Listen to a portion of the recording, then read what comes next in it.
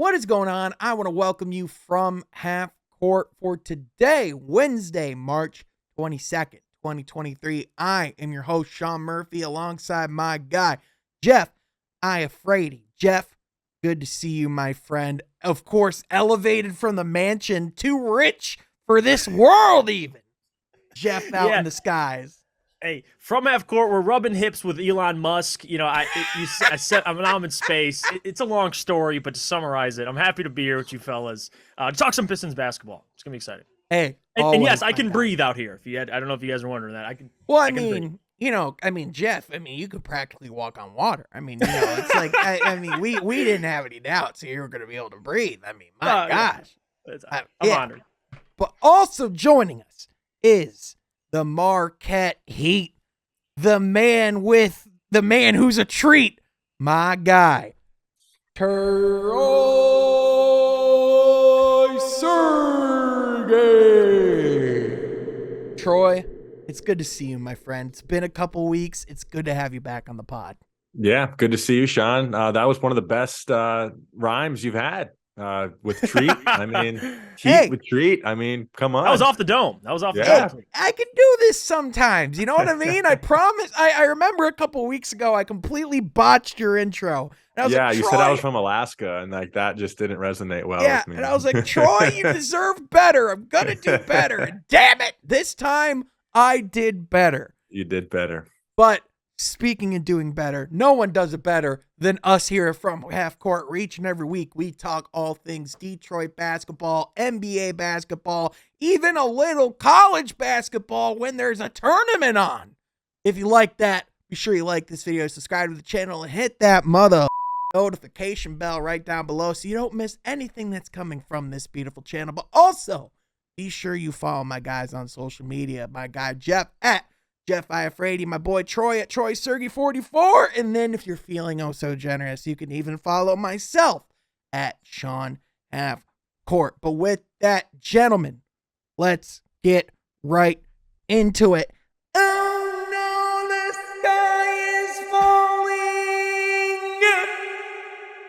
Because as you know, the Pistons lost a game with 10 games to go. So therefore, that's bad. So Troy Weaver's on the hot seat now. Guys, we got to have a conversation. Is Pistons Twitter one of the worst, like one of the most toxic sports communities online? Are we getting to that point? Yeah, I think a big reason, though, that it stems back to, we should make a history book of Pistons Twitter, of why people are the way that they are. And it starts just with frustration. Why are you the way that you are? It starts with frustration, Sean. But, frustration should still lead to some rational thinking. And when a loss happens, especially in a rebuild, especially when you're missing your best players, Sean, it's all overreacting. I've actually kind of stopped paying attention to some voices on Twitter because it's just toxic, and it's the same type of thinking over and over and over again. It's the same tweets, it's the same circles, it's the same types of opinions about Dwayne Casey, about Troy Weaver after losses. So for me, Sean, I understand the frustration and where it comes from with all these losing years, but you still have to speak some rationale. Right. And listen, I understand when people question, people want to know, if things are going the way that they should be, right? People want to know that things are heading in the right direction. And the easiest way to tell that is by wins, right? Right. Especially I can understand from a casual viewer standpoint, there's no better way to end your season or feel more positive about a team than having one of your teams win 8 or 9 games in a row and then eventually, have a stellar offseason where they sign a ton of free agents. But again, this isn't the NFL where you have 6 or 7 rounds, in the draft where you have multiple opportunities to stack up numerous different positions. You get to draft 2 guys a year, and only one of them has a realistic chance of actually seeing the court. Jeff, there's a tweet from Rod Beard that you wanted me to read off that sums up a lot of our thoughts perfectly. It says, when people get on Twitter, especially Pistons Twitter, say wild stuff, always keep a couple things in mind. 1, who's saying it? 2, why are they saying it? 3, what do they have to gain by saying something wild? And 4, does it really matter? Is it worth replying to? And honestly, if you want to know why I haven't been tweeting as much this season, number 4 sums it up very well. Jeff, where's your head at, my guy? Similar. I think we're all in a similar mindset, especially Rod, because Rod told me and Brandon Kool-Aid this like weeks ago, and when he said it, you hear it, and I'm like, that's a great point. And then now you're seeing Pistons Twitter. It's gotten bad as of late, especially. And then Rod tweets this out, and I'm like, man, Rod's the voice of reason, and it makes so much sense. Especially point number 4: does it really matter? Is it worth replying to? And usually the answer to both those questions is typically no. So for us, our exposure to Pistons Twitter, I mean, it's hard to say where it ranks among any NBA Twitter because I quite frankly don't care about any other NBA Twitter. But for Pistons Twitter, we can speak on it because we deal with it every single day. Especially with the Pistons in a rebuild. I mean, people are all over the place, especially this season with Dwayne. I think Troy hit on it really well. With Dwayne, it's like the same recycled stuff. And I think that's why when we get together and make content, when we're Pistons, like it's either from half court, whatever it is, there has to be some people step up and at least be voice of reason. Because if everybody's panicking, it's never a great thing. So that's why I don't really reply to people either. I like people and I like tweets and I'll reply to them if they, pertain to me. But if it's just simply, crapping on something or crapping on Dwayne or crapping on Jay Nivey, whatever it is, it's like, I don't want to waste my time, responding to that person because of what Rod said. And I think the point 3 is even better. What do they have to gain by saying something wild? Like if Rod tweeted out or James Edwards or Mike Curtis tweeted out something concerning, then it's time to panic. But if it's, Pistons fan 302 on Twitter saying how Dwayne stinks and his rotations are garbage, quite frankly, I don't care. So for Pistons Twitter, it is what it is. Once the Pistons, hopefully soon, start winning some games, there'll be less of this. But in a rebuild, Sean, it's hard to digest everything on Pistons Twitter. That's why I don't really check it that much. Yeah, 100%. That's why, for quite frankly, it makes reading some of the comment sections on certain videos harder from time to time, because it's each and every video, there's a certain time. And don't get me wrong, I love interacting with the community. I read each and every comment. I tune in and see what's going on there, but it's like, all right, well, how many times can you read the same, recycled take that we give, the reasonings why, both, the organization just isn't going to move in that direction, but also, like why, like you can't have your cake and eat it too in certain circumstances, like, listen, like, and it's not even like about like the Dwayne Casey thing. Like, like people can have whatever opinions they want about whether or not he's a winning coach. And quite frankly, I think, we're going to find out a lot about, Dwayne Casey's future over the next couple of years, especially with, the additions that roster is going to make. But like with the Troy Weaver conversation about whether or not he's on the hot seat or like, or like people getting upset about like wins and losses. Like, I think people need to realize like, like first of all, the reality of how rebuilds work and what other teams have. Like, do you guys realize like what the Thunder, the Magic and the Jazz all have in common that the Pistons don't? A metric ton of draft picks. You think that helps with a rebuild? Oh yeah. A little bit, maybe? Oh yeah. Whereas the Pistons had to almost whereas like the stars that they had, what we got in return for, what we got in our cabinet in return for all the pieces that we had built up over the years? Tell him, Sean. Brandon Knight, John Henson, and a second round pick. Oof. Is what we got in return for our franchise star. Whereas Oklahoma City got 7 first-round picks in one trade alone. Yep. Minnesota, for some godforsaken reason that we'll be dissecting for years to come, gave Utah 6 or 7 first-round picks for Rudy Gobert. Mm-hmm. The Pistons maybe have 6 or 7 first-round picks over the next 6 or 7 years. If I'm not mistaken, they owe some of their picks in the Yeah. coming years Yeah. because of the fact that they had to use some of their assets to dig themselves out of the hole that they were in. It's just the reality of In, the fact. And another point of that too is expectations, and me and you were kind of talked about this too, Sean, over text. Is it depends on what your expectations were. And I'm not saying anybody came out and said the Pistons would, make a playoff run, but we did this same. We did, we talked about preseason expectations literally last year, right at the beginning of basketball season, and we were very clear. Even when Cade went down, this team with Cade, I said, and you guys agreed, we all said it, they would be lucky to win 30 games with Cade. Right. Yeah. In that, Cade, we didn't even know Cade would be injured. You find out he's hurt. Then you have a plethora of injuries. You had Marvin, Isaiah Stewart. Things are happening. A big trade happens. You get James Wiseman. Things are constantly changing. And the fact that what are they at? 16 wins so far in the season. Mm-hmm. Like for me personally, it's okay to be frustrated. It's okay to give criticism. I'm not saying no one or everybody's absolved from it. But what we are saying is if your expectations were like ours, this team's they're gonna be back in the lottery. They'll be out of the play-in tournament. With Cade, we thought they'd be just outside of it, but without him, no question they're gonna be a lottery team.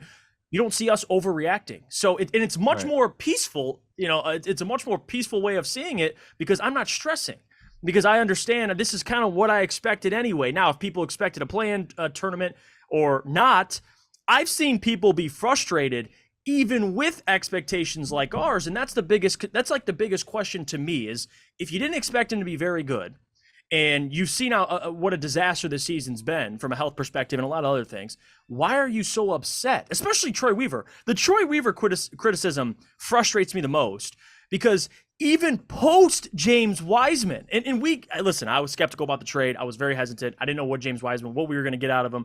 He's playing well. I admitted I was wrong. I love what I've been seeing out of James Wiseman. But even him playing well, Sean, people are still finding ways to get frustrated with Troy Weaver. By the way, don't hear too many people talking about Sadiq Bey.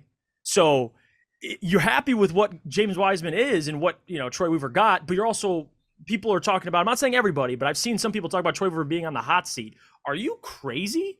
Like, that's the part that I can't comprehend. I just can't. I talked about it in the video I released on earlier today as we were recording. It's just, first of all, he just signed a contract extension. So there's not a world, that he's on a hot seat. Second of all, I would argue, and, this isn't to, cause any, negativity. This isn't even to compare reigns between general managers, but I could make the legitimate argument that Troy Weaver has acquired more talent in the past 2 years through the draft than Joe Dumars did in his entire tenure. Yeah. In the past 2 drafts alone, you could make that legitimate argument. And that's before throwing in the other 2 years that he's been here. That's before throwing in what's potentially coming this offseason as well, right? I mean, and yes, even though this season has gone to the wayside, the silver lining is, as we're recording now, we were wondering where the Pistons were maybe going to end up in the talks of the lottery. And all signs point to the fact that the Pistons are going to end up with the best odds at getting Victor Wembanyama, which, if you're going to have a season go to the wayside for anything, that's not a bad thing to happen. And with James Wiseman, he's averaging in his last 6 games, 16 points and 11 boards, shooting 54% from the field. I mean, you can go and you can point out and you can look at whatever things that you want. I think, we don't want to overreact and say like he's Hemi Neutron quite yet because, he's still so young. He's still so raw, but like, hot damn if the blueprint isn't there, if you don't see the vision, right? Like if you don't see the vision now, you're just blatantly ignoring it. You know what I mean? Like the guy, like it's easy to see why he was the number 2 overall pick in that draft. Right. Absolutely. And just surrounding, our draft picks with guys like that is going to be helpful. And I wanted to really touch back on something Jeff said with expectations. Even looking into this season, sure, we thought maybe the absolute ceiling that this team could have possibly done is potentially a play-in. But if we look at the rosters, even in the East, Sean, I mean, did we say in October that we had a better roster than the Knicks even? Not quite. How about Magic? Maybe, probably not. You know what I mean? By the way, really quickly, I know we've briefly touched around this, before. I know I've taken a mere gallop in this conversation. Are y'all ready to just take the L yet and just admit that you were wrong about Jalen Brunson? That was completely right the entire time last year. That all the L's that I took, all the crap that I was getting was completely unjustified, and that was completely right. Can we just accept that? Yeah, you were right. So- And he's a big part of that Luka run with the Mavs. Yeah. And he was everything that you And said, Sean. now the Knicks are awesome because Jalen freaking Yeah. Julius Randle looks like a freaking all-star next to him. Luka doesn't look as comfortable without him. All right, so I'm not gonna listen. I'm not gonna be as nice as I'm not gonna be nice as Troy. All right, Troy's nice. I'll be the opposite. So, if anyone told you Jalen Brunson was trash, you have every right to brag. But I'm still with how it played out with Jaden Ivey. I don't want Jalen Brunson. I still no. So no. Listen, my thing was never that we needed to go get him. My thing was My thing was always it's a viable option. I'm still glad we went the path that we went. My thing was never that the Pistons. He's a good player. He's a good player, and you were very high on him. So I'll give you that.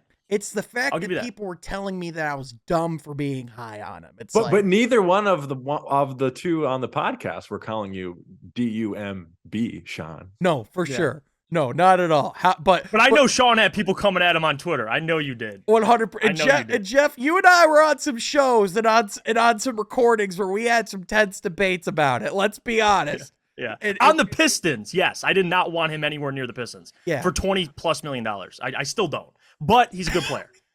He's a good player. Now, I know some of you might be at home going, Sean, if this isn't why you would fire Troy Weaver, all these losses that you're accumulating, all these things that you're going through these last 4 years, it seems like the Pistons haven't made progress. What are the things that you would fire him over? And again, I would love to know your guys' thoughts, but to me personally, the way I would answer that question is the decisions that Troy Weaver would be fired over are not based on the wins and losses. It would be based on if he made massive misses at the top of the draft. The decisions that Troy Weaver's job is based on are not currently between the months of October and May. They're currently between the months of June and June, specifically draft night. That is what he's being paid to do. If he F's up those decisions, if guys like Evan Mobley have a Hall of Fame career and Cade Cunningham is just a pretty good guy, that's a decision he'll get fired for.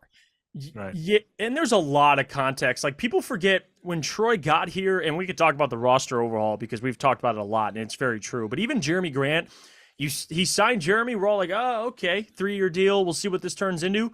Flips him for Jalen Duren. Like, the progress he's made, even Bojan. The team needed shooting last year in the offseason. You got Bojan. Now, they needed to get better defensively, especially on the interior. You go get James Wiseman. The year they got Marvin Bagley, well, we need a lob threat. He went and got Marvin Bagley. So for people that are criticizing Troy, number one, you nailed it, Sean. He gets graded on, is he hitting on draft picks, which I think we can all comfortably say. If you want to bring up Killian, that's fair, but okay, you're not going to hit on every single draft pick. He's hit on most of them.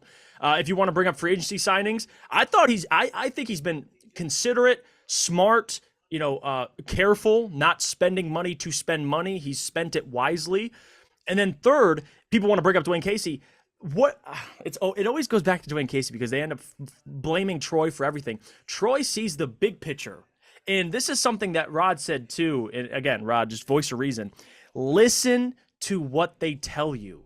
Listen to what Troy says. Troy even said, what was this, a year ago, I believe, last offseason, when we get there, we want to stay there. We're not going to skip steps and get there quicker so people can be appeased. But then in 2 years, 3 years, we're right back where we started. He wants to accumulate young talent. He's been doing that. And again, he didn't go get James. He got James Wiseman when the season was already a disaster. It's not like if you're that concerned with the roster construction, you're on an island by yourself. Because at this point, I could give a damn about the roster construction. I just want young talent, and I think he's done that. So to his credit, I don't really know what you'd fire him over, Sean and Troy. I don't. Well, because what could he have done at the deadline to turn the season around, right? What players could he have gotten out? What assets did he have to get him? Except assets getting in return young guys with talent like James Wiseman. Well, and even then, Troy, let's say they turn this season around. Let's say they go all in at this deadline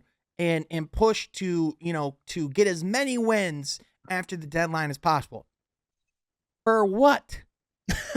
like at that point, you are in the bottom 3 odds. You are in the position to get, when we talk about the generational prospects, like we're talking about a guy that was literally created in NBA 2K. All the sliders were pushed to 99. The guy's height was pushed to the maximum height the game will allow. His wingspan, the exact same thing. And then, by the way, that's not a video game. That's an actual human being that's entering the NBA draft next year. Like, you don't put yourself in a position where you don't get that type of player or get a chance to get that type of player. And there was this notion, we talked about with Mike Curtis, like I asked him point blank on the podcast, what are the chances that you think Dwayne Casey will be the head coach of the Detroit Pistons next season? You guys remember what he said? He wouldn't put a number on it, but he wagered to be very high. Someone said in the comments, well, he's a beat writer. He would never say if he thought otherwise. Did anyone else watch the Lions season when Matt Patricia was asked almost weekly if he thought he was going to have a job that week? Like, do people not pay attention? Like, beat writers will ask coaches if they think they're on the hot seat when they're on the hot seat. That's their job. Yeah. Right. And it tells you more about what the atmosphere is because the beat writers know more than anybody else watching these videos, or even us guys that are involved on a day-to-day basis. They're saying. Listen they're around to the team. And even Rod, I think Rod mentioned this too before. Like I see people assume that Dwayne and Troy, in the relationship, people don't really understand their relationship. Like no one does, because you're watching the games, you're like, oh, this team stinks, fire the coach. But if you actually are like Rod or Mike or James, and there's a lot of other talent, Omari, all these guys, you see them hang out, you see them together at practice, you see them sitting in the stands or during practice, whatever it is. These guys are especially Troy and Dwayne, are much closer than people think. And trust me, if Dwayne was going to be fired soon, and I'm talking about fired, not retired or moving on. I'm talking about like fired. You don't think Troy would be up? Like Troy is smarter than anybody else on Twitter criticizing him. That's what I love about this too. People on Twitter think Troy doesn't know what they're doing or doesn't know what he's doing. And I think it really, this whole conversation comes back to the same point. Nobody will be happy regardless, Sean, because even if they went on a winning streak after the break, people would still find a way to complain. Now they win games. You're going to lose your draft spot and lose out on Victor. But if they lose games and they lose close, people will find a way to blame Dwayne or blame Troy. Like, nobody will be happy ever. So not everybody. So that's really the biggest thing to take away. Like, that's why, unless Mike's saying it, Rod's saying it, all these beat writers, it doesn't really faze me that much. I don't look really much into it. And this is why, and this is the danger of putting the crimes of the other felons on the person who really doesn't believe it, like who really doesn't deserve it, right? Like with Troy Weaver, he's getting the 15 years of pent up anger and frustration from this franchise, which, listen, I understand wholeheartedly. 2/3 of my life, this team has not been in playoff contention. I completely get it. Troy and I, our friendship began in the era of this team going into the first round and getting swept. Like, that was the Pistons that we knew, and the conversations that that we were having about our team back then were not nearly as optimistic as they are right now. Right, because I mean, if you remember those teams, Sean, I mean, you were getting the max that team could have done on the court each and every night. And the roster was just being built year by year. It was it was patching up, the team and figuring the rest out later. Yeah. They were capped out, to Troy's point. Like, you knew the ceiling of the roster before opening night. Like, you see the roster Troy's constructed now with the young talent and even the young players, to Troy's point, these guys have much, much higher ceilings. Right.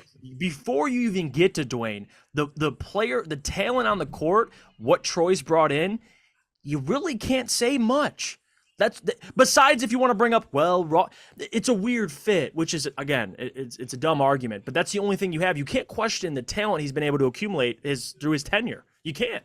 Which again, when people talk about fit, I think there's just this notion of, and far too many people just go, oh well, the people that are in house are going to be the people that are going to be in house in the long term. And the reality of it is, when you're in the rebuild, you're getting the foundational pieces. You're getting the pieces that you're going to be building around in the long term, and then from there you make the adjustments and moves, to ultimately form the team that you're going to actually have in the future. I mean, an NBA roster 5 years, 5 years apart is completely different, right? Yep. So, I just don't think that's reality. So I again, with the Pistons only having 10 games left, I understand, people's frustrations with this team.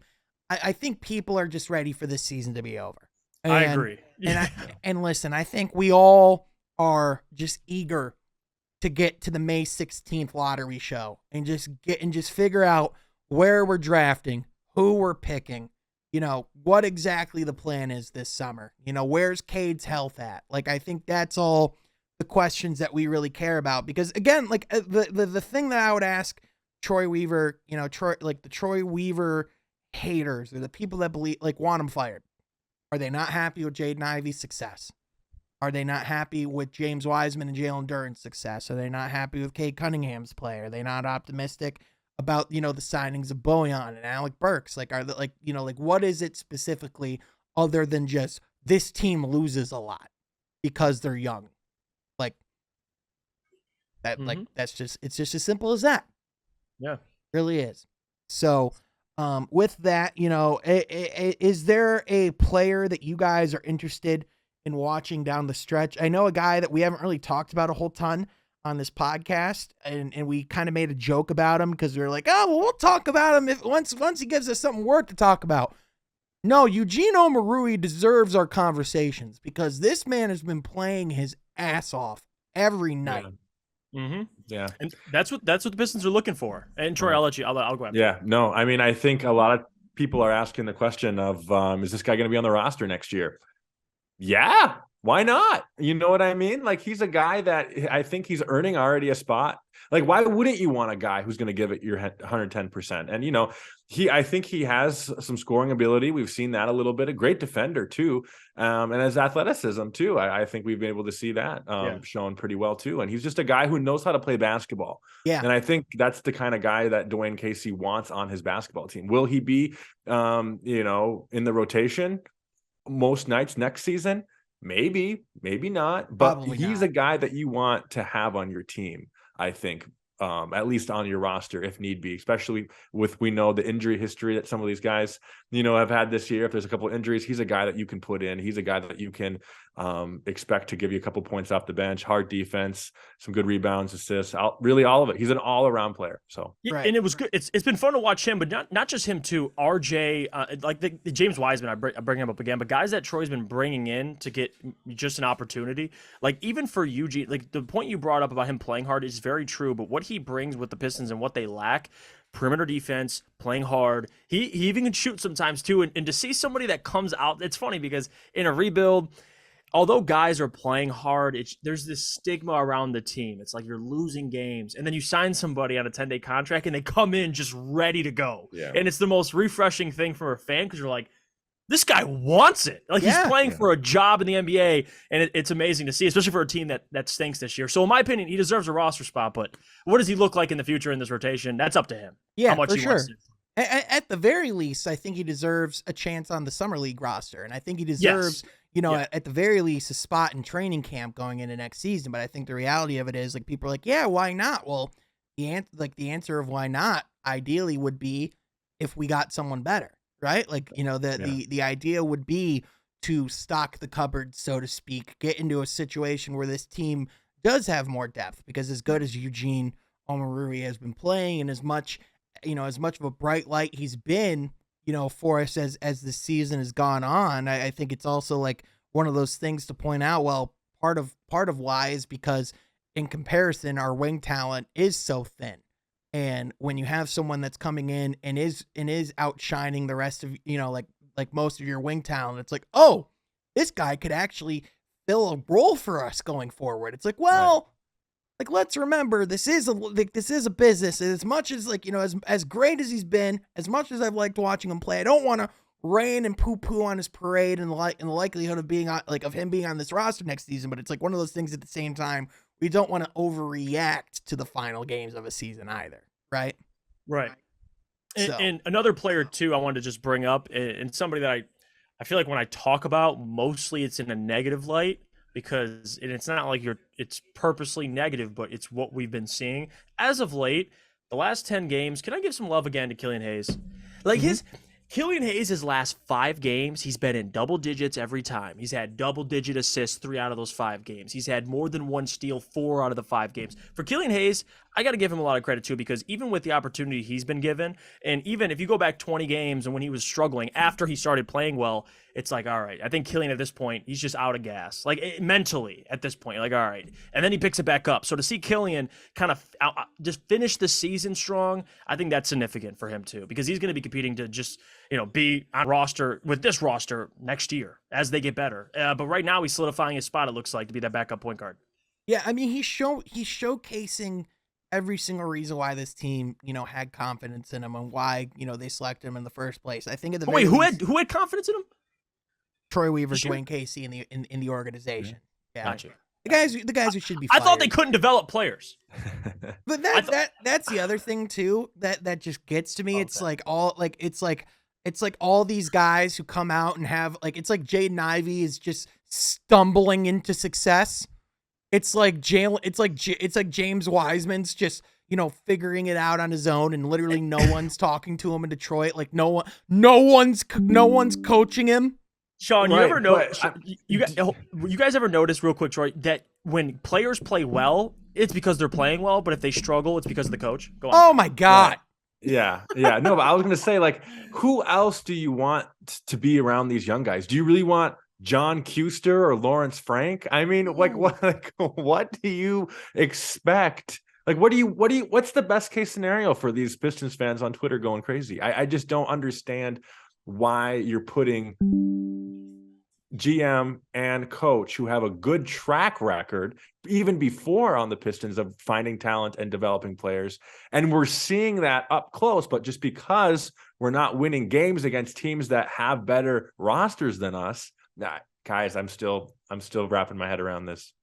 Yeah, it just doesn't make much sense. And listen, like, again, the Pistons only have a couple weeks left, only 10 more games.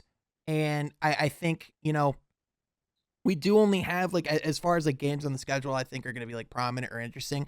We are going to be facing off against Sadiq Bey in Atlanta. I believe that game will actually have already happened by the time this pod comes out. So I'm looking forward to watching that.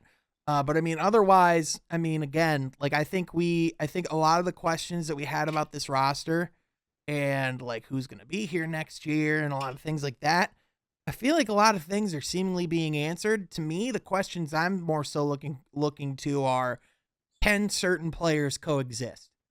And I don't want to just like keep hovering on, and like I don't want to like, have pessimism towards these two guys coexisting, but I just don't know how I feel about the Marvin Bagley, James Wiseman fit. I look specifically, at that Heat game where, James Wiseman came out and played as well as he did.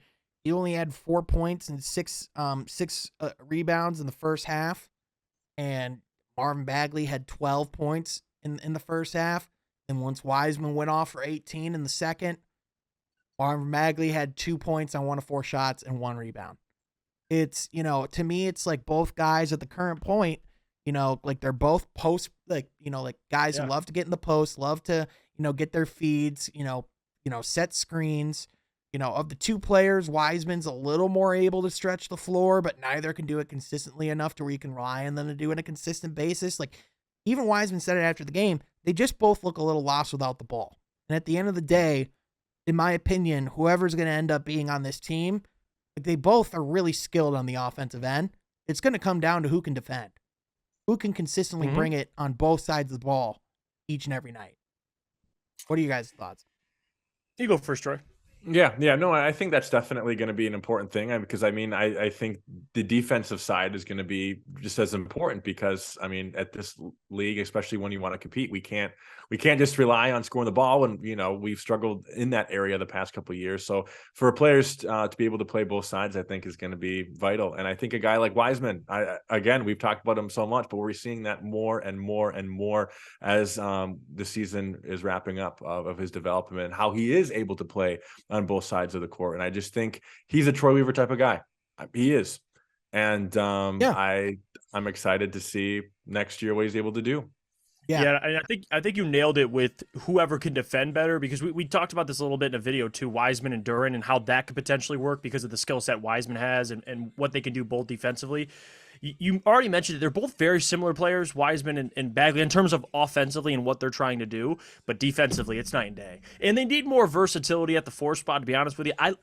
Bagley playing the 4, I think eventually you're going to get to more of a, and I keep bringing his name up, Victor could be one, Brandon Miller could be another one, somebody that you could slide into that 4 spot and maybe play one big, but again, they've been killed on the glass doing that. So they got to find some versatility. I don't know if I like the 2 big lineup with Bagley. It never really works. We talked about the stats last video too. It was bad. I mean, Bagley with Duren and Bagley with Wiseman, defensively and offensively, they're atrocious. But with Wiseman and Duren, they're actually at least productive. So I don't. We talked about who would be the odd one out with this Wiseman trade, and initially, concern is, well, how many more minutes can Duren get? Is he going to be? No, it's Bagley. In terms of the future, they're going to have to make some moves here, because I want Wiseman here a part of the future. He's an excellent player. He's shown things, and with Bagley, his ability to not really stay healthy, along with not really playing well with other players. That's why we love Isaiah Stewart so much. He came out as a big. And then he's like, all right, I'm going to learn on the fly. He's playing with different players. He could play with any big. Like, that's why I love Isaiah Stewart. If Marvin Bagley struggles to play with Wiseman or Duren, Sean, I don't know how you fit him on a roster. Right. And again, like we talked like before, like when the trade happened, like about how like, oh, well, there's no world that like James Wiseman's going to come in and like start over Jalen Duren. James Wiseman's earned the starting center job until he's lost it. Right. Like, as great as Jalen Duren's been, like Wiseman just has more to his game offensively. And as great of a rebounder as Duren is, Wiseman can bring that effect too. And, especially with and especially you add the size and the length and the versatility that Wiseman brings. I mean, again, I don't want to overcorrect and overreact to anything. The jury's very much still out on like what he's going to be in the long term. I still think there's like very much like moments where it's very much still quarter to quarter with this team. You know what I mean? But I think, it's just that's just what it is when you have a young roster. And I think it's like it was just especially glaring against a team like the Heat, where Jimmy Butler was just so good and so efficient, which by the way, can we talk about how good Jimmy Butler is?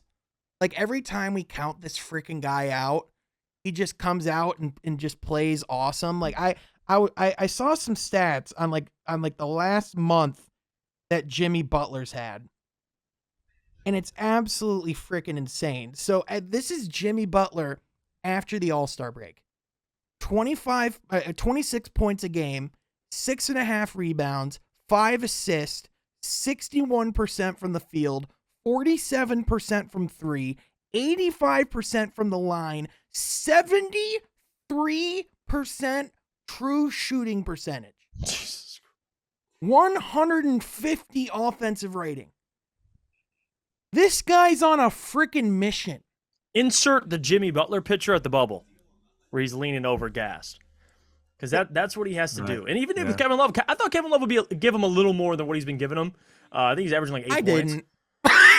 Well, I thought he'd at least be able to give like 10 points. Like Kevin Love can give you 10 points off the bench. He's giving him like 8 on terrible shooting percentages. But Jimmy Butler, he's a dog, man. I mean, there's not really much to say. I think people respect Jimmy no matter what happens or what success the Heat have, because he's did it his way. He went to Miami. The team's built around him. He didn't go and join a super team. He was with Philly, but he was about to claw his eyes out playing with Ben Simmons and Joel Embiid. Right. He looks much happier, and he is Miami. He fits the culture. He fits what they're looking for, and he's balling even at his age. I do think at a certain point though, I especially just with some of the contracts that the Heat have locked themselves in, like the circumstances that they're in with how many more years they have Duncan Robinson, they got to tear that thing down. Oh, 100%. Like that's why it's like Jimmy Butler is Miami. Like he fits that team perfectly. But having said that, as awesome, like with how awesome he's looking, like he's a guy that's probably going to be traded this offseason, right? Yeah, could Right. be. Like there's a realistic world where Jimmy Butler could be on the market. Yeah. Should the Pistons consider that? That's a whole other conversation for another different day. I personally don't want to go down that route, but I just felt like bringing it up really quickly. Like he's been like immaculate. Like we talk all the time about like how great a lot of players have been. You know who haven't been immaculate? The Golden State Warriors. In fact, they've been terrible. How about on the road, Sean? Oh my gosh, this team. Like we asked ourselves at the beginning of the season, what effect will the punch have? It's the road. This team, like with how clicky it already was, with how different this team already was from an age standpoint, this team freaking sucks on the road. I don't understand it. Yeah. And that's despite Clay playing pretty well. Like because I'm a big Clay fan. Even him playing well, the team they're not winning games. Number one, but number two, Andrew Wiggins. I don't, and again, I don't know too much about that. I don't want to go into it. I don't know what's going on behind the closed doors. But whatever it is, he's away from the team. Like the Warriors, it is what it is. I couldn't imagine a scenario where they exit early in the playoffs or miss the playoffs. But Golden State Warriors, man, they're struggling bad. What's the Pistons record on the road? Do you guys know off the top of your head? I don't know it off the top of my head, but I mean, look, I'm curious. They're like the Warriors are right in the Pistons park of worst road records in the league. Like they are right next to them, and it's like honestly, like especially of late without Andrew Wiggins in the lineup, like this team's getting freaking ballywalked. Yeah. Yeah, they're 7-29 on the road. Pistons are 7-27. Yeah. Wow. That perspective. Yeah, exactly. Yeah. And it's and clear and one of these teams expected to not be great this year. One of these teams we expected to not be good on the road. This is the Golden State Warriors. And listen, with the Andrew Wiggins situation, I personally don't think he's coming back this season. I think, especially with like how many games left, especially with how serious this sounds. I mean, for this to not leak at all from a franchise who just had a punch video leak from their facility. I mean, guys, that's got to be pretty serious, especially with how much time he's missed. I think I heard Andrew Wiggins missed like 7 games in his first 6 years in the league or something like that. Like Andrew Wiggins is a guy who plays basketball. Yeah. Like he hoops. So for him to be gone this long and for all of them to be like, "Oh yeah, no, we totally understand. We all get it." Like that's serious. Yeah. So prayers up to Wiggins, but I mean, they lost really key pieces. Like with Gary Payton II still not being healthy. Also guys like Otto Porter Jr., they had like really key pieces of depth and also like, let's just be frank too. They just, they're also just not getting the same production from guys, I know like Jordan Poole just isn't the same guy this year that he was last year either. Big time. And especially not playing the greatest of, I think he's only shooting 32% from 3 right now. When this would have been a good opportunity for him to take a big leap in this season. At least I was expecting that going into the season. And I haven't seen it. Yeah. Which, it's interesting, because it's like, do you think anything with the psyche of the punch could affect that? Like, we have no idea, what those team dynamics are like. But what I will say is that I don't think this offseason for the Warriors is nearly as simple as it once was. Not to mention the fact that Bob Myers might not even be coming back. Like Bob Myers' contract is up this offseason.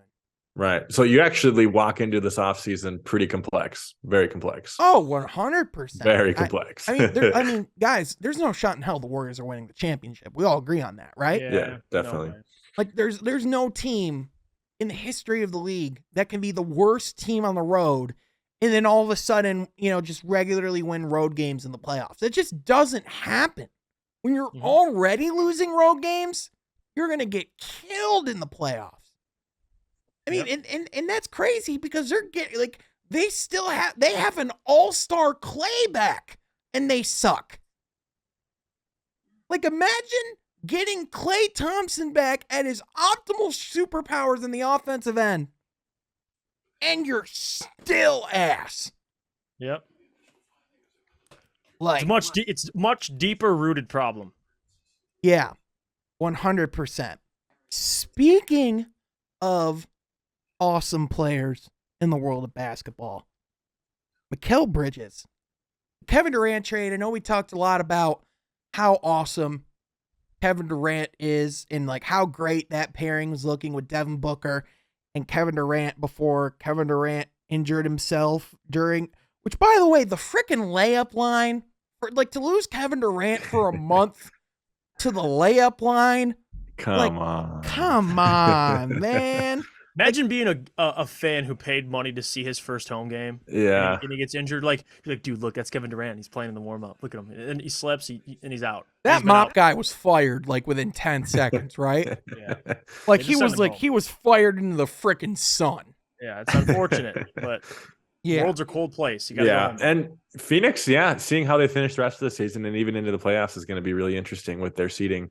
And, obviously adding Kevin Durant to that mix with not much experience, just a couple games under his belt and no home games will be really interesting. Yeah. Even with Kevin Durant's injury history, I think an ankle is probably the best case scenario, if I'm being honest with you. Yeah. Sure. And Kevin Durant is probably, out of all players, a plug-and-play guy. You can just drop KD on any team. He'll be fine. So right. But if they get him in the postseason, it's going to be dangerous. But who's looking like more? You know who else is looking like a plug-and-play guy? Mikal Bridges. This guy, I talked about how he had the chance to look like to be a star. This guy's already looking like a star. He's averaging 26 points, shooting 49% from the field, 44% from beyond the arc, 57% effective field goal percentage. I mean, this guy, we talk about everything he can do on the defensive end, but he's such a good ball handler. This guy was literally a couple years ago a corner 3-point specialist. He's far more than that now, guys. I mean, there's a reason why the Brooklyn Nets were offered 4 or 5 first-round picks for him at the deadline, and they said no.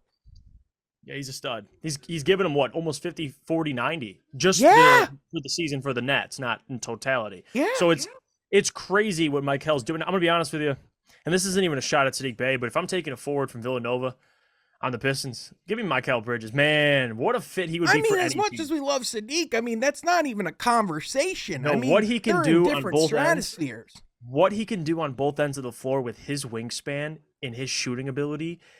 If he didn't even work on his ball handling and he was strictly just a 18, 19 point per game guy with like 45, 40% efficiency, grid defense, he'd get paid. He'd get paid in this league. But now he's becoming a legitimate all-star candidate until next year if he keeps playing like this.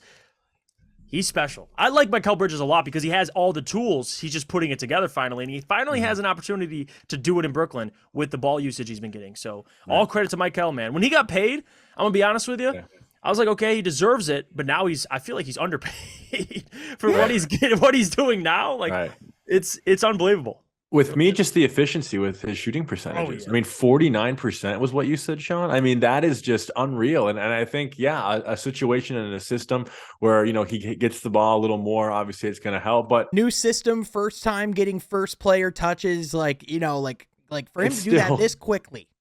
It's super impressive. Yeah, 100%. And mind you, not on a team that's like necessarily like optimally built. Like this is a team that is like built of players that were acquired in trades for superstars.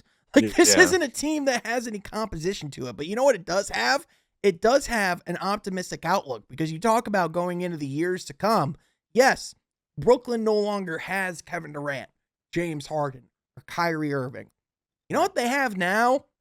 Some pieces to work with, some cap space opening up, some picks to trade, a potential player that you can pair another star with, a guy that would fit perfectly alongside any superstar. Mikal Bridges could either be a very good number one or an awesome number 2. Probably if he develops into what we think he can be, without a doubt, he would be the best second option in the league. Mhm. Without a doubt. That's his ceiling to me.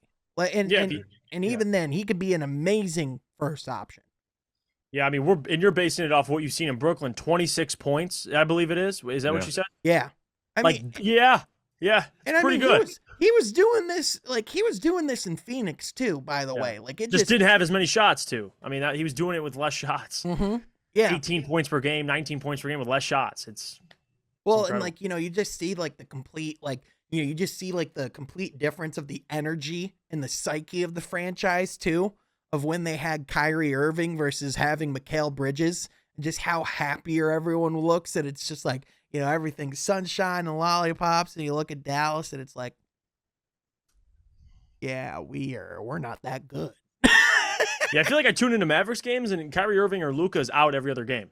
Like there's like even tonight, Kyrie's in, Luka's out, and it's weird. It's almost like like, remember that thing I brought up about that whole defensive side of the ball existing and how Dallas just completely ignored that? Yeah. I mean, they look terrible. That's why I don't make a Nike executive your GM. They look It's terrible on terrible the defensive end. And when you talk about how when you have to rave about how important it is to get Maxi Kleba back, I'm sorry, but that just speaks to where you're at. And again, more than likely at this point, I would imagine Kyrie's probably going to come back. But even then, they still, like, if they sign him to a big contract, you're not going to have the money to make this team better defensively. And I'm going to be honest, I don't even think he comes back. So, like, I really don't. I don't know. Kyrie. The reports are sounding like the Lakers want to extend D'Angelo Russell. And maybe he comes back because he has no other options. But if let's just say he doesn't, or he does, if you're the Mavericks, you went from Jalen Brunson making a deep playoff run to losing Brunson, trading everything away from Kyrie. And if Kyrie leaves, you could have had Brunson on a 4-year, $60 million contract. That was an option available to you a year and a half ago. Fumbled the bag. Not Jalen, the organization, Mavericks. It's ridiculous. Oh, Jalen. Oh, it worked out great for Jalen in the end. He got a bag. He's counting his blessings he didn't sign that deal. 100%. Worked out for him. Oh, without a doubt. But, like, I mean, the Dallas Mavericks, I mean, again, we talk about the, incompetence. I mean, good Lord. Is it gonna be Dirk all over again? Right. Entire career he gets one title? That's upsetting. You have a guy because like I don't Luka. think Luka's the same as Dirk, where he's going to be cool about it and chill. Right. I think Luka would leave after a couple of years of this, but it's a shame you draft this guy. Well, I mean, you trade for him on draft day, but essentially you draft this guy and you're really struggling finding the right pieces. Sure, you can call Kyrie Irving a piece, but the right piece. Yeah. That's another thing. Do you think some of that though is on Luka as well? Like, do you think like there is like a part of his game where, like, yeah, we talk about how great Luka is, but like, do you think there needs to be a certain like maturity in his game? Like, do you think they're too centric on Luka and Dallas? Naturally, they are, because they have to be. But when you have this type of roster, I just don't see another scenario. Well, that's the problem. That's the problem. You're building bad habits. Like, he's had to do this through his entire tenure at Dallas. This is what he knows now. Now it's hard to bring in a Kyrie Irving and be like, all right, Luka, you gotta kind of kneel to Kyrie. You got to give him opportunity. Jalen Brunson was the perfect fit in Dallas because he allowed Luka to be Luka, and Jalen still benefited and played well, efficient.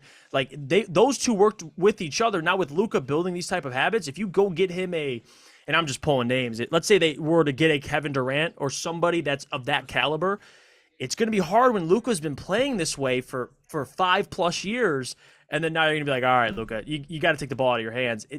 It's a weird situation. I can't blame Dallas because I really blame management for how they've constructed this team. I don't blame Right. Luka because he has to play this way, to your point, Troy.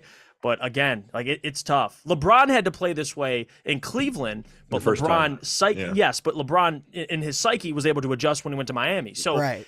maybe Luka can do that, but you're right, Sean. That's a problem. You can't have Luka do that much. Like it's not good for his health anyway. He might put up great numbers, but it's tough. I mean, yeah, in the history of the league, how many teams have we seen win championships with a like dominantly heliocentric player? Like just a guy where Doesn't happen anymore. Like it just doesn't happen. Exactly, it doesn't happen anymore. Like even with Michael Jordan, like he was just getting the first and second round when he was the heliocentric figure, when it was all going through him. It was when it went through the triangle and when they're actually, we're spreading the ball more, when they actually saw success, right? So Basketball, team sport. exactly, man. Yeah, it's almost like this podcasting thing works better when it's not just one person either. Right. It's almost like it's better when it's like a conversation. It's like the more the merrier. It's weird. Yeah. But with that, Jeff, we haven't gotten to get to your segment in the podcast in a while. Do you have anything prepared for us? So I'm switching up. I've done a lot of pretenders or contenders, and now we're kind of getting into the last stretch of the season. So I wanted to whip it out one more time because please, Jeff, I've been waiting for you to whip it out. Please whip it out. Now it's heating up. Pause on that. But now it's heating up. I'm not whipping anything out. But Damn it. But now it's heating up. Playoffs are approaching, and now the seedings are kind of constructed. They're getting to where we think they are. Right, teams are aligning. So I got two teams for you. And I'm going to read them off, and you guys give me your opinions on them. First, I'm going to start in the West. So, and I'm going to keep trying you guys. Until you possibly change your mind. I'm going to bring them up one more time, and you have a chance to change your opinion because they've been playing exceptionally, and the Warriors aren't looking like the Warriors. The West looks a lot more wide open unless Kevin Durant comes back healthy, and I believe the Suns are going to be a problem. But let's say it's not the Suns. Don't you say it. Don't you say it. How about those Kings, baby? Oh, how about those Kings? I thought you were gonna say Clippers. I was I gonna be thought like, so you too. son of a bitch. How about those Kings? Hey, beam up, baby. Beam up. City. Beam City, Dream beam City. up? Oh, nah, man, God. listen, in all seriousness, happy for the people. What's the ceiling of the Kings? Second round exit. 7 games. Second exit. Second round. Wow. So, okay. all right, here's the problem. This is the best offensive team in the league, arguably one of the best offensive teams in the history of the league, statistically. Yeah. This team is hot dog water on the defensive end. Like I'm talking terrible on the defensive end. And as the season's gone on, their defense has gotten worse. And so we talk about the fact that as good as this team is offensively, as solid as De'Aaron Fox is, as good as Domantas Sabonis is, the playoffs are a little bit different. They're gonna be, focusing solely on De'Aaron Fox now. He's gonna be getting things that he hasn't seen before. In addition, the Kings are the one team that's gonna have home court advantage that we know teams aren't gonna be afraid of. And as much as I like what the Kings have built, in my opinion, you can't get deep in the playoffs if you aren't a top 10 defensive team. Right. Like I value defense so much. Like even as weak as this Western Conference is, like if the Kings face the Lakers in the first round, they're the 7th seed. Even the Thunder.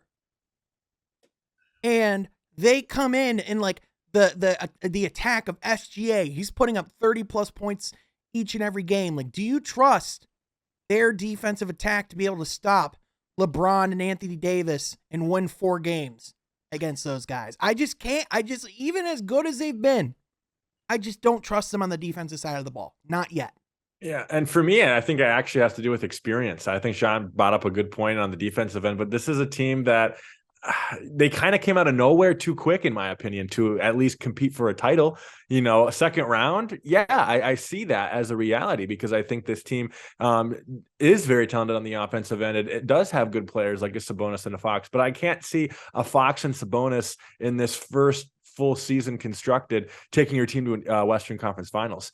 As wide open as it is, I still don't see that as a reality. I think they need a year getting bounced out in the first or second round to maybe even in the offseason acquire some pieces to put around, because now you know at least how this year one went.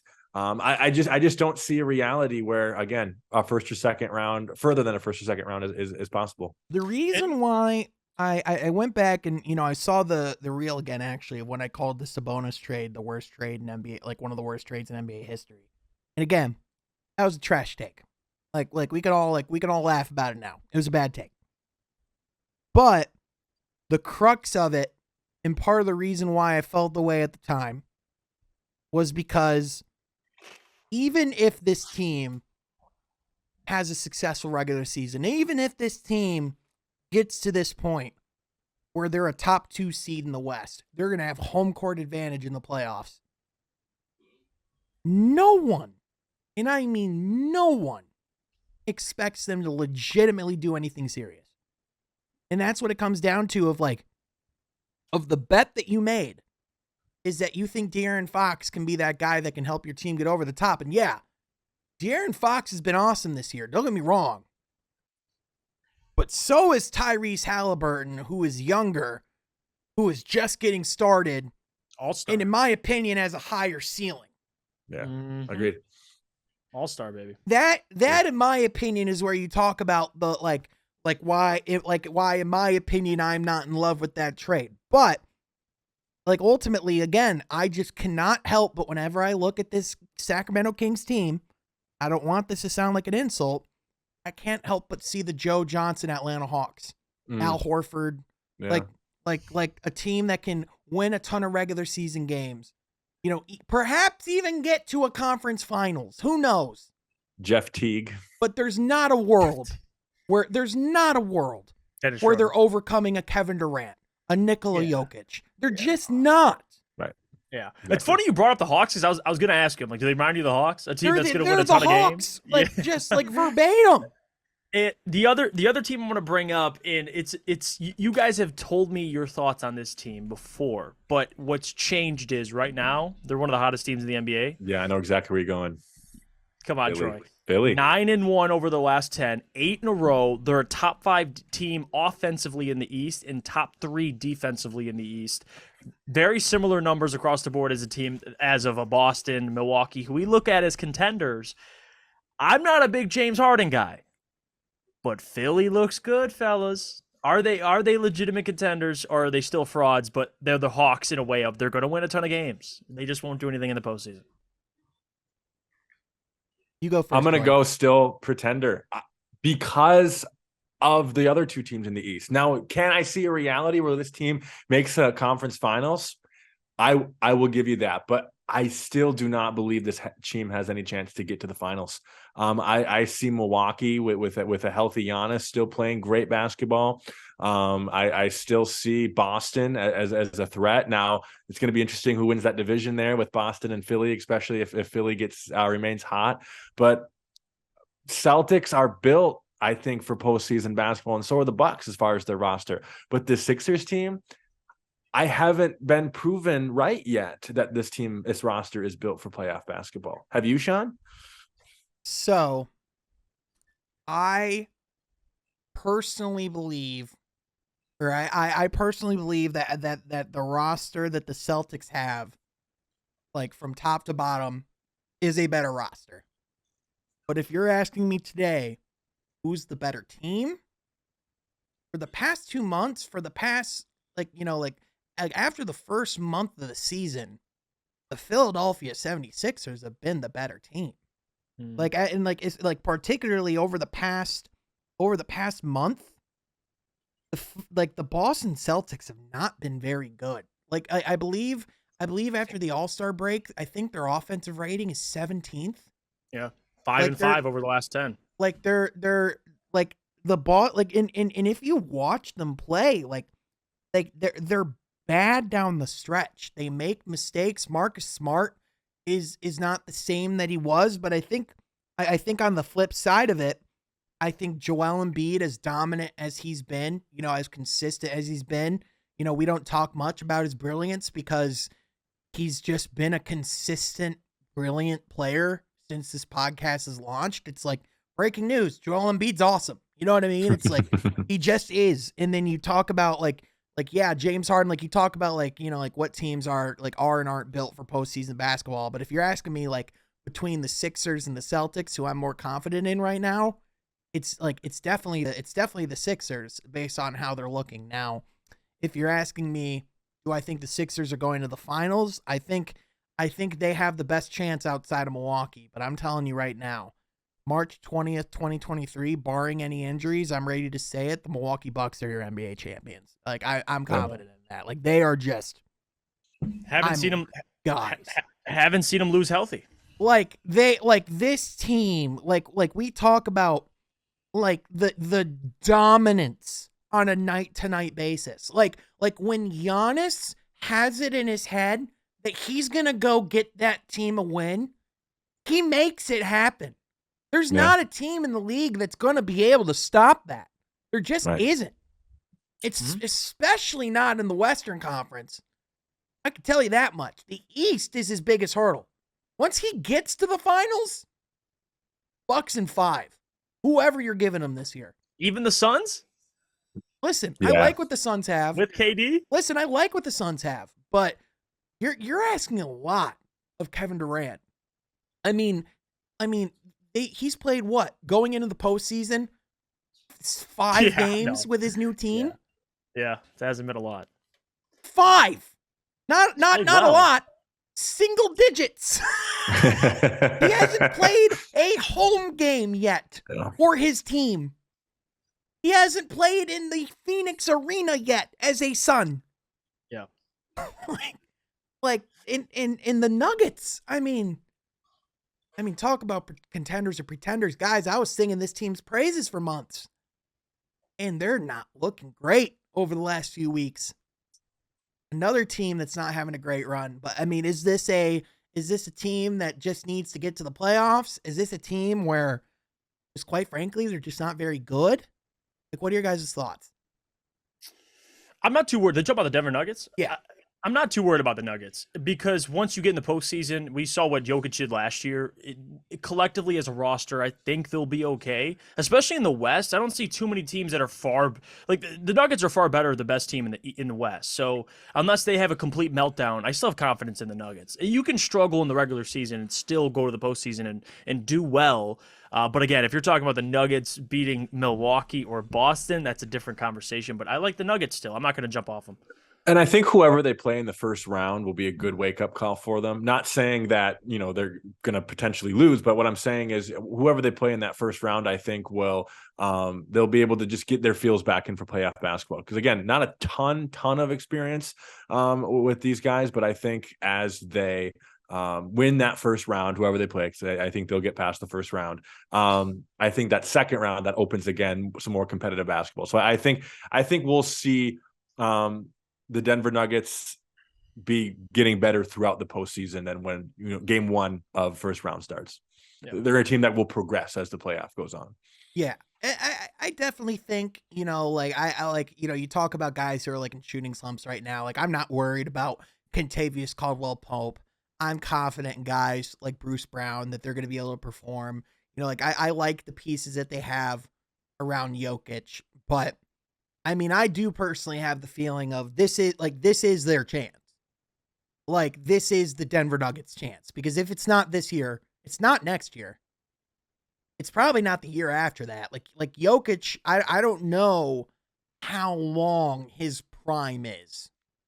Like sure. with how complex of a physique Jokic is, it's almost like, to me, once Jokic starts slowing down even a little bit, that seems to me like that could have a very big effect on his ability, because you're already seeing even at his apex, this is the best we've seen Jokic, but he's getting attacked on pick and rolls each and every single night.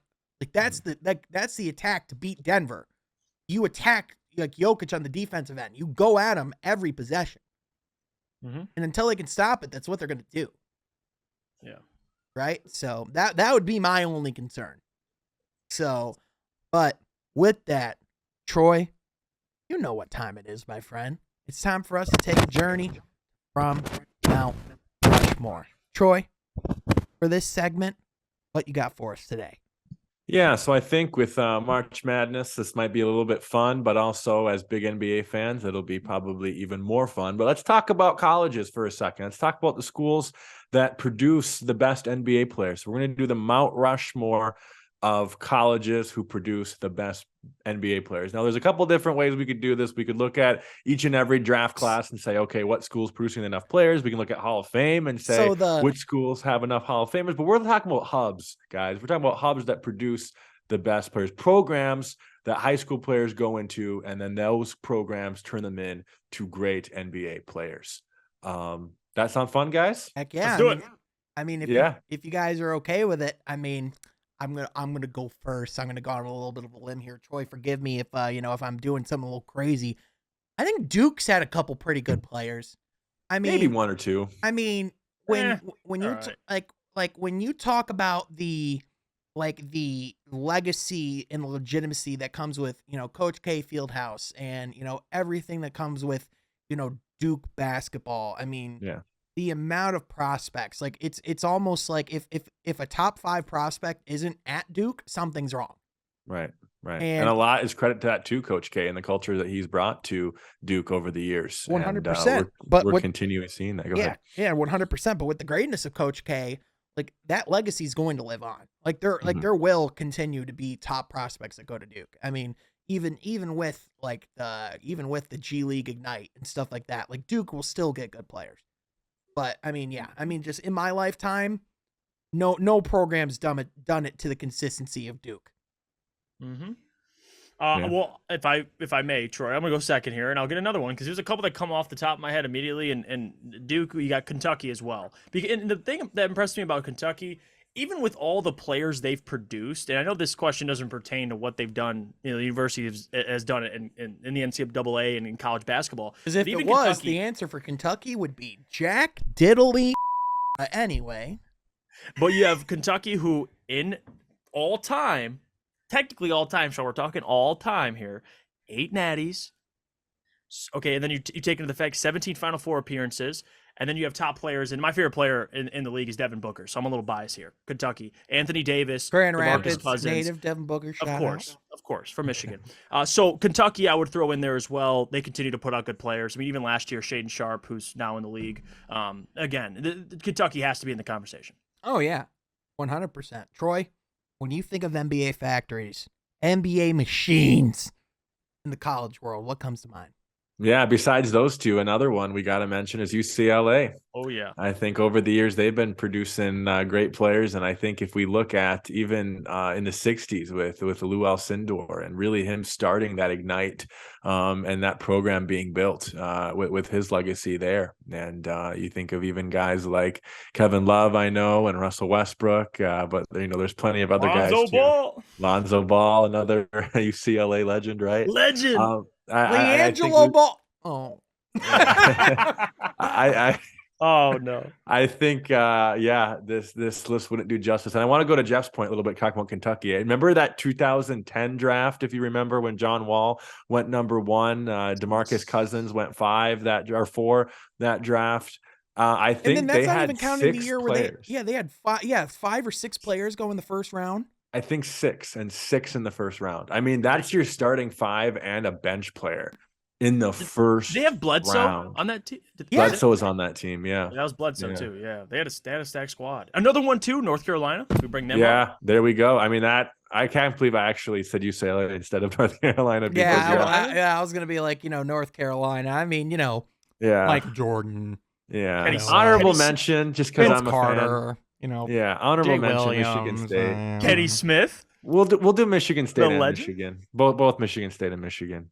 Yeah, definitely. Yeah, I mean Fab Five, man. What about Kansas? Kansas as well. Kansas, big one too. I suppose Kansas maybe deserves a spot. Yeah. I suppose you can throw. I suppose Joel Embiid. Joel Embiid. Did you guys know Kansas owns the original rule book of the game of basketball?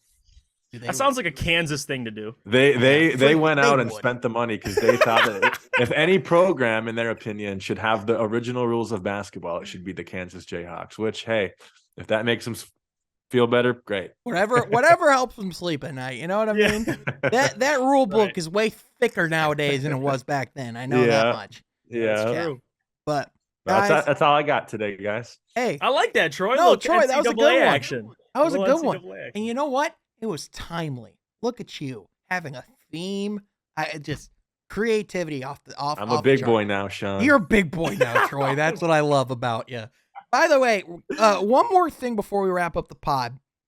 Watching the tournament, is it me, or for the first time, is it glaring how much less NBA talent there is in the NCAA? Like this is the first significant drop off, in my opinion, where the quality is just. And listen, it's been fun basketball to watch. I don't want it to sound like the quality of the games or like the fun of the tournament has decreased. Right. But the quality of the basketball of the quality of basketball objectively is just not the same. And I think a byproduct of there being less NBA level players in the tournament, by default, it's less entertaining. It's not like the product, like I could still tune in, we could watch basketball and be fine. Yeah. But to the average person, when you're tuning in to see Ivy or guys like big names that are going to be in the draft this year, I'm really watching Brandon Miller. How many times throughout this weekend did you go, this guy could do something in the league? Right. Because quite frankly, outside of Brandon Miller, the answer's zero. I just watched somebody who's I can't remember his name. I just watched the game, but it was Kentucky just lost to somebody, and the leading scorer for the team that they lost to, he's like 5'9". So like he's not gonna make the league, but still, like, it's great basketball. But you're not sitting there going, yeah, this guy's gonna be drafted. He's going high this year. Yeah, it is what it is. Frederick Davidson, the number 16 seed that just beat Purdue, which by the way, even Purdue, the tallest team in the tournament. Zach Edey, 7'4", like one of the best players in college basketball. No world he plays in the NBA. He just doesn't have the skill set for it. He's not quick enough. He would have been a top 5 pick back in the 2000s. Now he's going to be on the main red clause, brought to you by whatever crab shack they have out there. You know what I mean? Yeah, That's his. He's probably going to play in Europe. But the Franklin Douglas roster, their average height is 6'3". Right. The smallest team in Division I basketball. They almost went to the Sweet 16. I mean, that's where we're at in the tournament. And again, I'm not saying the tournament's bad, but it's like, people I don't think people realize, like, oh no, like there's a legitimate threat to the long-term health of the NCAA, because why would guys go to 1 year of college, have to take classes? Granted, they still get paid on NIL. The exposure of the tournament is probably the reasoning, when they could go to Overtime Elite or G League Ignite or overseas and still end up getting just as much brand recognition because you're going viral on Twitter on a night-to-night basis. Like, I've seen more from Scoot Henderson than I've seen any college basketball before March. So glad you brought him up, because Scoot probably will go higher than Brandon Miller, and he played in G League and didn't get a ton of exposure. So guys are seeing that and being like, well, to your point, am I going to college to take classes, be distracted, or can I just play basketball 24/7 and go top 5? Jalen Green and get paid Scoot six Henderson. figures. And get paid six. Yeah, it's like That's what I would do. Yeah, exactly. Like for these top prospects, like the NCAA basketball, there's no incentive anymore. There's none. And so I'm very curious to see how this evolves over the coming years. But I mean, I'm glad I'm not the only one, because I'm with you. It was glaring to me this weekend. It really was. I mean, even just Purdue, like them being a number 1 seed this year, in my opinion, that Purdue team last year was way better, especially with Jaden Ivey in there. I mean, that's just my opinion. Mm-hmm. Yeah. But and they lost last year to some random school. I forgot what school it was. They've lost 3 or 4 years in a row now. Two double-digit losses. Yeah, well, Purdue and the NCAA tournament don't go hand in hand. So I will say though, I have a lot of respect for their head coach. I'm not sure if you guys saw, but after the game, he was at the press conference. The moderator was trying to help him get out earlier. He was like, no, I like he made sure to stay and answer every single question. Like just super high really class. quality. Like I love that stuff because coaches will stay to answer questions when they win, but when they lose, they want to get out early. He's like, no, he would have stayed there anyway if they won. So keep that same energy. It's professionalism. Right. I love it. Well, it's like, during the broadcast, like they were saying, oh, well, it's like good thing this happened to Purdue because of their coach. It's like, oh, well, what are you talking about? It's like, oh, well, when you see that type of stuff, it's like Matt Painter's his name. Matt Painter. I respect Matt Painter a lot. I believe in him as a coach. I really do. But with that, guys, this is a really fun pod. Behind the scenes stuff. This was not the pod that we were planning for today, but it is the pod that we had, and it was still a really good one. I'm super grateful for you guys. Thank you all so much to each and everyone that was listening to this podcast as well. We have really big plans on the horizon. Believe me, those are still coming. So be sure you're tuned in. But also, if you're listening to this podcast on Wednesday, be sure tonight to be tuning in to the Rare Access Huddle session where I will be hosting a chat with Motor City Cruise forward Ryan Terrell. So you can check that out by going to Rare Access's Twitter. I'm super grateful for the Pistons and Rare Access for the opportunity, but also be sure you go and follow my guys on social media at Jeff Iafrady, at Troy Sergey 44. Be sure you're subscribed to the channel and liking the video so that you're not missing any of the content that we have coming here on this channel. But with that, folks, thank you so much for tuning in, and I will catch you guys next time from Half Court. Be sure you're subscribed.